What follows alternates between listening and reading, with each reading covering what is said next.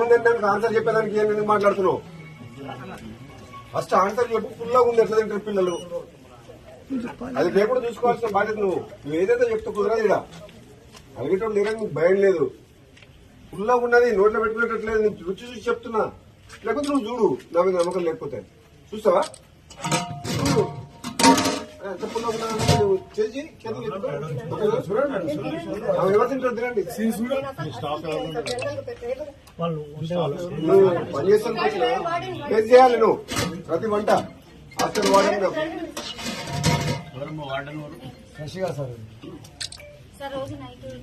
మళ్ళీ మాట్లాడకండి. చెప్పిన టేస్ట్ చూడు, పుల్లగా ఉందా లేదా?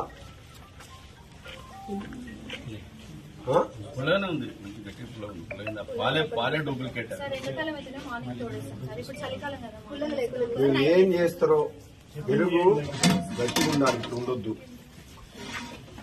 పుల్లగా ఉండదు. ప్రోటీన్ పెరుగు అంటే పిల్లలకు ప్రోబయాటిక్ చాలా మంచి స్టమక్. మీరు పుల్లడి పెడితే మళ్ళీ అసిడిటీ మళ్ళీ ప్రాబ్లం అవుతుంది. నెంబర్ 1 పాల క్వాలిటీ చెక్ చేసుకోండి. పాల ప్యాకెట్లు అన్ని కల్తీ ప్యాకెట్లు వస్తున్నాయి. మాక్సిమం కల్తీ ప్యాకెట్లే పాలు. వాళ్ళు సప్లై చేసేవాడు ఎవడో కానీ మరి టెండర్ ఏం రేటుకి వేసిండో ఏమో తెలియదు. వాడు ఒరిజినల్ పాలు తీసుకుందా కల్తీ పాలు తీసుకొస్తున్నా. పిల్లల హెల్త్ కి సంబంధించిన ఇష్యూ ఇది.